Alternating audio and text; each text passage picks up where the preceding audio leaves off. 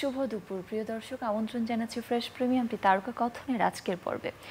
দর্শক, একটি বিদ্যাপীঠ, নাম অচলায়তন। এই বিদ্যাপীঠে শিক্ষক, শিক্ষার্থী, উপাচার্য, আচার্য সবই আছে, কিন্তু সব কিছুই একটা নিয়মের মধ্যে বন্দী।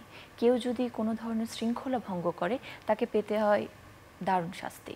এবং এই নাটকটি রচনা করেছেন রবীন্দ্রনাথ ঠাকুর এবং নতুনভাবে নতুন আঙ্গিকে এই নাটকটি তুলে ধরছেন, মঞ্চস্থ করছেন প্রাচ্য নাট্য সম্প্রদায়। এই নাট্য সম্প্রদায়ের এই নাটকটি নিয়ে আজকের আমাদের এই তারকা কথনের আড্ডা, এবং আমাদের আড্ডায় আজকে উপস্থিত হয়েছেন এই নাটকেরই দুজন অভিনেতা এবং অভিনেত্রী। চলুন পরিচিত হয়ে নিই তাদের সাথে। আমাদের সাথে আজ আছেন শাহেদ আলী সুজন এবং আমাদের সাথে আছেন সঞ্জিতা প্রীতি। শুভ দুপুর আপনাদের। শুভ দুপুর। কেমন আছেন আপনারা? ভালো আছি। শুরুতে এই নাটকটি সম্পর্কে জানতে চাই। অচলায়তন এই নাটকটি কি বিষয় নিয়ে এবং কতটুকু আমাদের সমসাময়িক বিষয়ের সাথে প্রাসঙ্গিক সবটা কে বলবে? সুজন ভাই, আপনার কাছে জানতে চাই।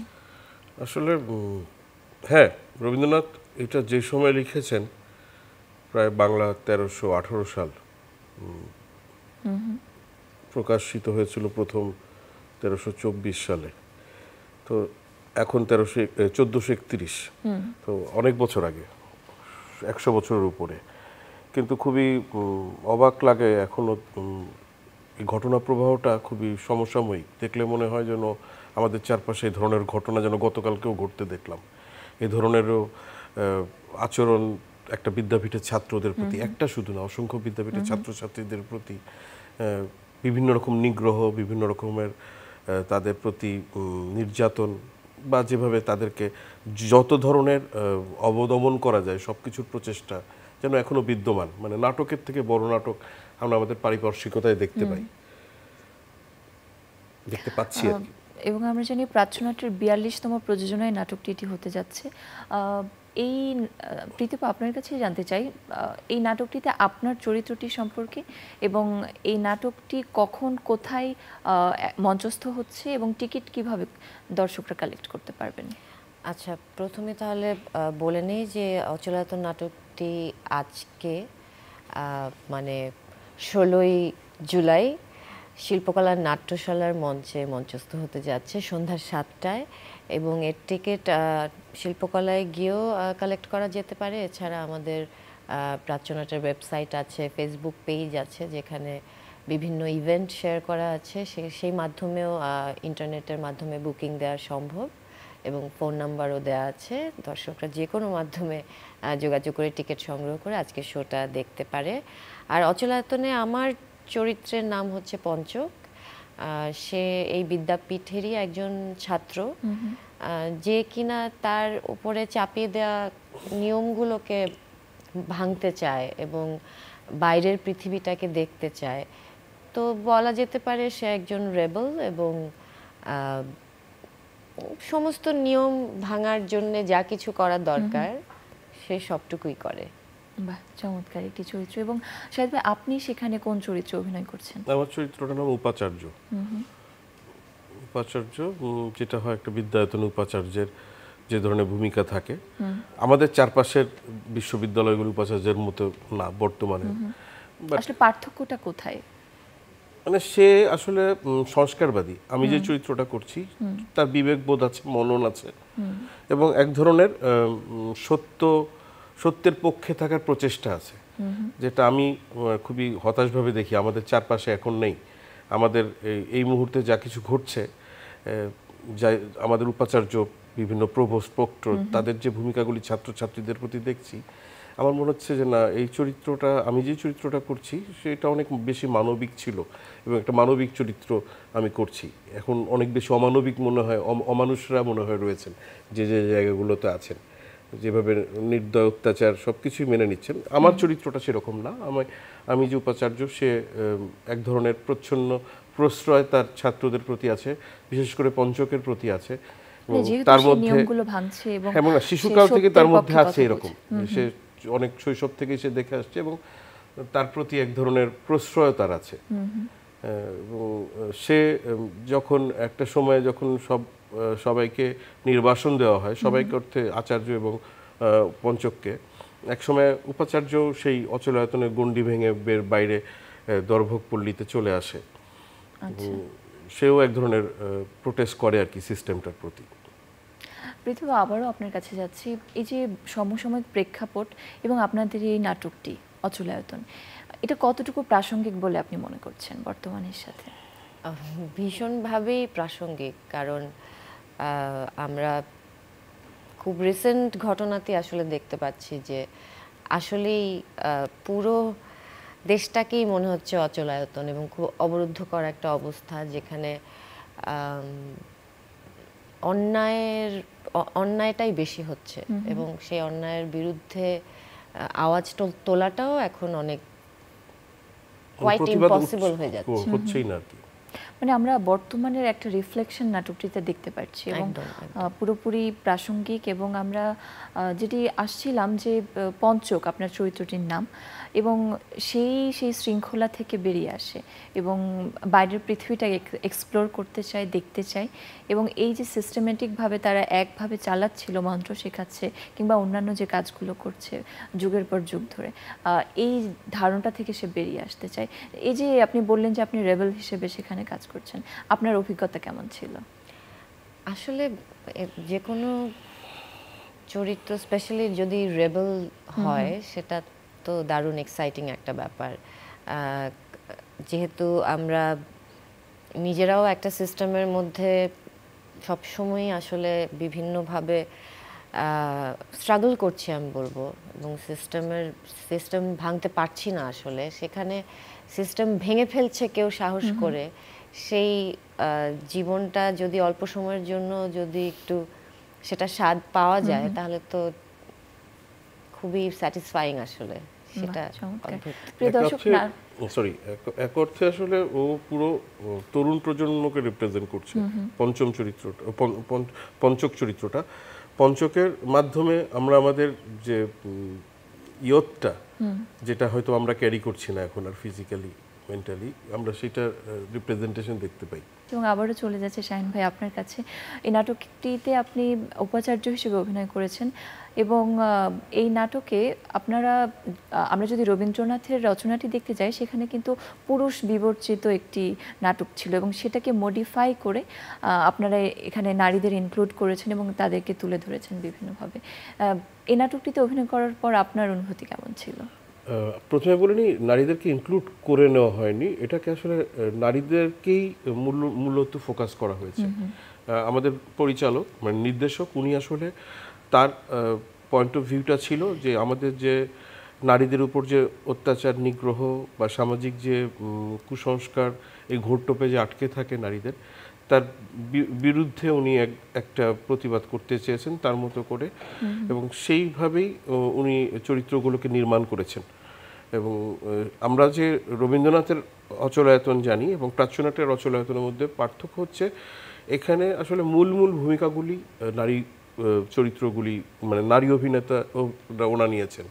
যেমন পঞ্চক ও করছে, প্রীতি করছে, আচার্য একটি চরিত্র আছে, তারপরে উপাধ্যায় একটা চরিত্র আছে, প্রধান চরিত্র, অন্যতম প্রধান চরিত্র এরা। এছাড়া রয়েছে অচলায়তনের যে শিক্ষার্থী যারা, ইভেন দর্ভক দলে সোনপাংশুদের মধ্যে অনেক মানে নারী ইনভলভমেন্ট, মানে মূলত আসলে এটা নারী অচলায়তন ভাঙারি একটা গল্প হিসাবে প্রাচ্যনাট দেখাতে চেয়েছে, সেইভাবেই উনি বিনির্মাণ করেছেন। এবং এছাড়া ইয়ের কথা যদি বলেন, আমাদের এখানে তো আরও চরিত্র আছে, যেমন মহাপঞ্চক চরিত্রটি আছে, দাদা ঠাকুর একটা চরিত্র আছে। এই চরিত্রগুলোতে অভিনয় কারা করেছেন? মহাপঞ্চকে করেছে সাখাওয়াত হোসেন রেজভী, দাদা ঠাকুরে করছেন প্রদ্যুৎ কুমার ঘোষ এবং শতাব্দী ওয়াদুদ। এছাড়াও ধরেন আছে রাজা চরিত্র আছে, খুবই মানে বলবো এই ধরনের অনেক চরিত্র আছে। এছাড়া আমাদের এই দর্ভক, তারপরে সোনপাংশু এবং এই অচলায়তনের যে শিক্ষার্থীরা, প্রত্যেকেই আসলে আলটিমেটলি এই প্রোডাকশনটার প্রাণের জায়গাটা আমি বলবো যে সবাই মিলে আর কি গড়ে উঠেছে। প্রত্যেকেরই অনেক গুরুত্বপূর্ণ ভূমিকা আছে, নিজের নিজের জায়গা থেকে তাদের বেস্টটা করার চেষ্টা করেছেন প্রত্যেকেই।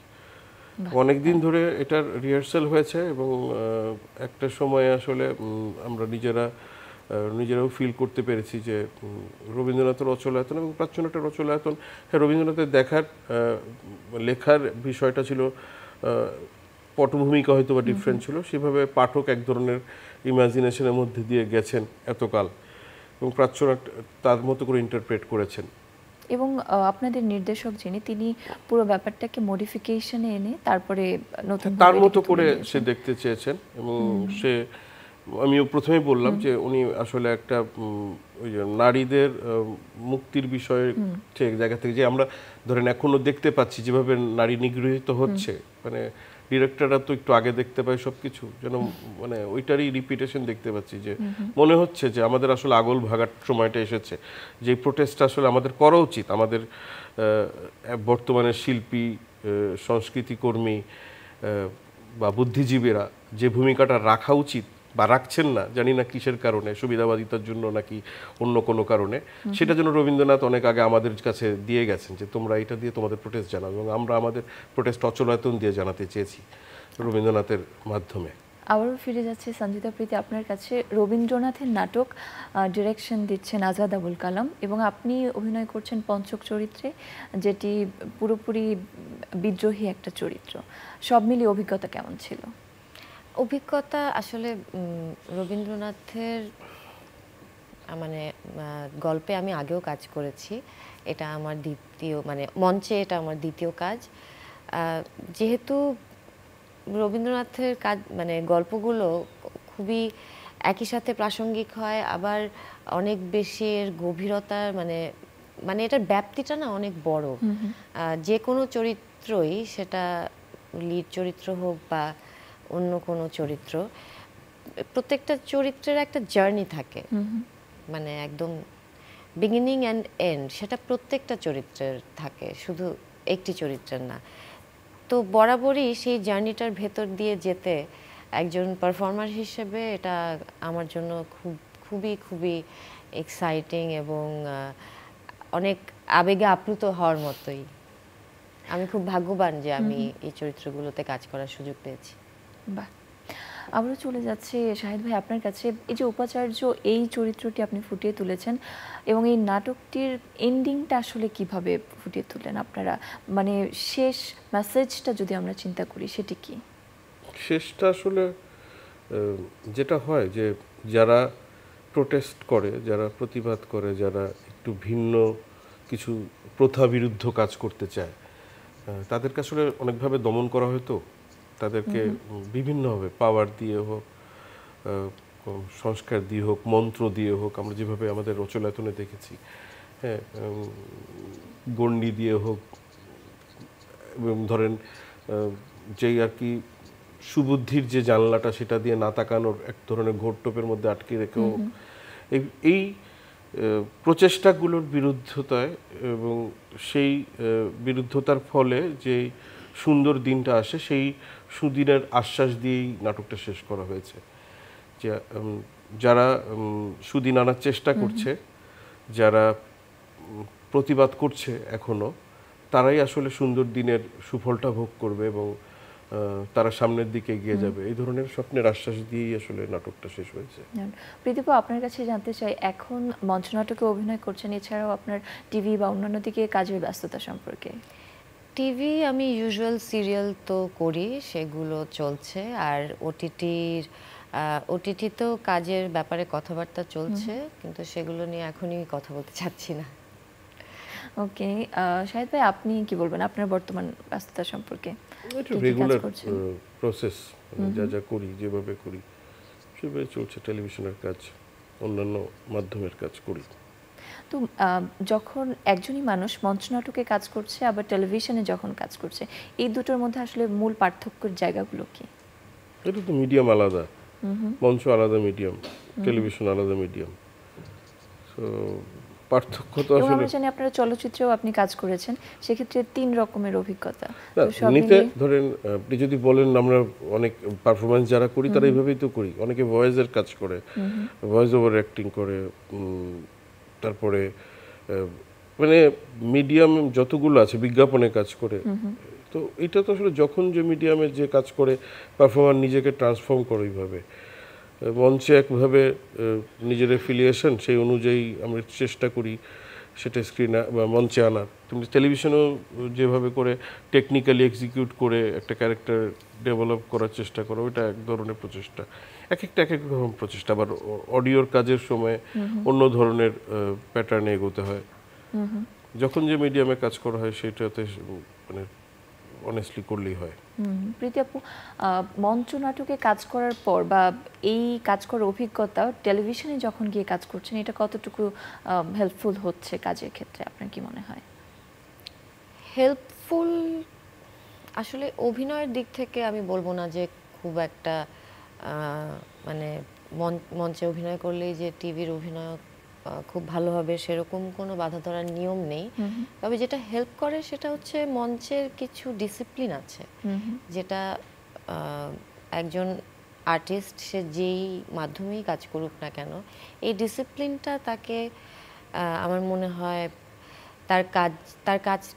তার কাজটা যে সে গুছিয়ে করবে এবং বুঝে করবে সে ব্যাপারে অনেক বেশি প্রফেশনাল হতেও আসলে সাহায্য করে। মানে মঞ্চের যে প্রসেসটা সেটা একজন আর্টিস্টের মানে পারফরম্যান্স না, একদম প্রপার পুরোপুরি আর্টিস্ট কিভাবে জীবন ধারণ করবে, কিভাবে ভাববে, কিভাবে তার কাজটাকে ডিল করবে, কিভাবে কাজের যারা অন্যান্য কলিগস আছে তাদের সাথে কিভাবে ডিল করবে, এটা আমার মনে হয় একটা সার্বিক বেসিক ট্রেনিং মঞ্চের থেকে পাওয়া সম্ভব। বাহ। শাহেদ ভাই, আপনি বর্তমানের কথা যদি চিন্তা করেন, এখন ওটিটি হচ্ছে, এছাড়াও সব কিছু পুরোপুরি ডিজিটালাইজ হয়ে যাচ্ছে। আমরা নাটকের কথা বলি কিংবা টেলিভিশনের কথা বলি, এখন আমরা দেখা যাচ্ছে অডিয়েন্সের কথা যদি চিন্তা করি, মঞ্চ নাটকের অডিয়েন্স এখন কতটুকু আসছে কিংবা তাদের সাইড থেকে কতটুকু ফিডব্যাক পাচ্ছেন? দেখেন, এই যে ডিজিটালাইজেশনের কথা বললেন সেটা কিন্তু বিশ্বব্যাপী হয়েছে। তো বিশ্বব্যাপী কিন্তু মঞ্চ নাটকটা হয়। তো বিশ্বের কোথাও কিন্তু মঞ্চ নাটকের দর্শক কমেছে এরকম আমরা জানি না, শুনিনি। ওয়ারাস আমরা পাশের দেশ মানে ভারতে বাংলা ভাষাভাষীদের যে প্রদেশটা আছে কলকাতা, ওয়েস্ট বেঙ্গল আর কি, সেখানে কিন্তু প্রফেশনাল মঞ্চকর্মী একটা গ্রুপ তৈরি হয়ে গেছে লাস্ট ফিউ ইয়ার্সে, যে যারা প্রফেশনালি শুধু থিয়েটার করে 40, 42, 50 জনের নাম বলে দেওয়া যাবে যে এরা একদম প্রফেশনালি করছে এমন না যে তারা খুব স্ট্রাগল করে করছে এমন না, ধরেন একদমই মিডল ক্লাস লাইফ যেভাবে লিড করে নিজের ফ্ল্যাট গাড়ি মেনটেন করে সেভাবে করে করছে। তা আমাদের দেশে কেন জানি জিনিসটা আসলে আমরা করতে পারি না। আমাদের স্বাধীনতার পরে সবচেয়ে বড় অর্জন আমরা থিয়েটারকে বলি, আমাদের থিয়েটারের নেতারা বলে আসছেন আর কি, কিন্তু দেখি যে তাদের সবার খুব হয়েছে, ডেভেলপমেন্ট হয়েছে, থিয়েটারে কোনো ডেভেলপমেন্ট হয়নি। থিয়েটার হবার পেছনের কারণগুলো কি আসলে? ওই যে শুধু যদি আপনি সেলফ ডেভেলপমেন্ট করেন, ব্যক্তিগত অর্জনটা যদি আপনি ফোকাস থাকেন, তাহলে কমিউনিটি ডেভেলপমেন্ট তো হবে না। হ্যাঁ, সেই ক্ষেত্রে যেটা হয়েছে আমাদের 50 বছরের মঞ্চে মানে থিয়েটারের কোনো সম্মানজনক অবস্থান তৈরি হয়নি। একজন থিয়েটার কর্মী নিজেকে আসলে খুবই রুগ্ন মনে করে এবং এই বড় বড় নেতাদের আসলে এক ধরনের তারা চাটুকারিতা করবে, তাদের হয়ে থাকবে, ধামাদারি হয়ে থাকবে, এই ধরনের একটা ব্যাপার। যে ধামাদারি হবে না তার আর কোনো উন্নতি হবে না, মানে বাহ্যিকভাবে উন্নতি। যে প্রফেশনালিজম যে বিষয়টা সেটা ডেভেলপ করা যায়নি আসলে। আমি বলবো যে আমাদের যে কোনো ভালো অর্জনকে আমরা নষ্ট করি, তো থিয়েটারটা আমাদের সবচেয়ে বড় অর্জন, যেহেতু স্বাধীনতার পরে ছিল বলা হয়েছে, এটাকে আমরা নষ্ট করেছি, নিজের সম্ভাবনাগুলিকে নষ্ট করে ফেলেছি। আমাদের সব কিছুর দাম বাড়ে, আমরা এখনো পর্যন্ত একটা ভালো থিয়েটারের একটা ঠিকঠাক দামের মধ্যে নাটকটা দেখাতে পারি না, টিকিটের দামটা আমরা বাড়াতে পারি না। যে আমরা প্রফেশনালিজম ডেভেলপ করব, যে হোয়ারেস ধরেন আমাদের যে ব্রডওয়ের গুলাতে বা ইভেন পশ্চিমবাংলাতেও বা অন্যান্য জায়গায় পাশের দেশে, পার্শ্ববর্তী দেশে যেখানে থিয়েটার হয়, সেখানে কিন্তু সম্মানজনকভাবেই একটা প্রোডাকশনের টিকিটের রেট রাখা হয় এবং সেটা দিয়ে আসলে অনেক কিছুই করা সম্ভব হয়। যেহেতু বললাম প্রফেশনালি করছে, তারা তো বাইরে থেকে টাকা এনে প্রফেশনালি করছে না, থিয়েটারের টাকাটা নিয়েই করছে। তা আমরা পারি নাই আসলে, এটা আমাদের ব্যর্থতা মনে হয় আমার। আমি আসলে জাস্ট একটা লাইনে অ্যাড করতে চাই এটার সাথে, এবং মানে এই কাজটাকে ওই ছোটবেলায় যেভাবে বলতো না এক্সট্রা কারিকুলার অ্যাক্টিভিটি, সেইভাবেই আমরা ট্রিট করতে করতে জিনিসটাকে খুব একটা শখের জায়গা। মানে এটা হচ্ছে একটা প্রফেশন এবং এখান থেকে এটাকে যে প্রফেশন হিসেবে নেওয়া যায় এবং নিতে হবে, কারণ যে কাজটি আপনি প্রফেশনালি আসলে শখের কাজ আপনি আসলে কতদিন টানবেন। আর যদি এরিয়া অফ ইমপ্রুভমেন্টসের কথাই বলি, পৃষ্ঠপোষক কিংবা বাজেট এই সকল ক্ষেত্রে, তাহলে আপনার সাইড থেকে কি বলার আছে? পৃষ্ঠপোষকতা তো অবশ্যই পাওয়া যাচ্ছে না বলি তো ধুকে ধুকে এই শিল্পটা শেষ হয়ে যাচ্ছে এক ধরনের, অলমোস্ট শেষের দিকেই আমার মনে হয়। আমরা এখনো আবেগ দিয়ে থিয়েটার করি, খুবই আবেগ, বাস্তবতা নিজেরকে বনের মোষ তাড়ানোর মতো যে অবস্থা, কিন্তু সেটা আসলে কতদিন টানা, বেশি দিন আসলে টানা সম্ভব। আবারও অচলায়তনেই ফিরে যেতে চাই।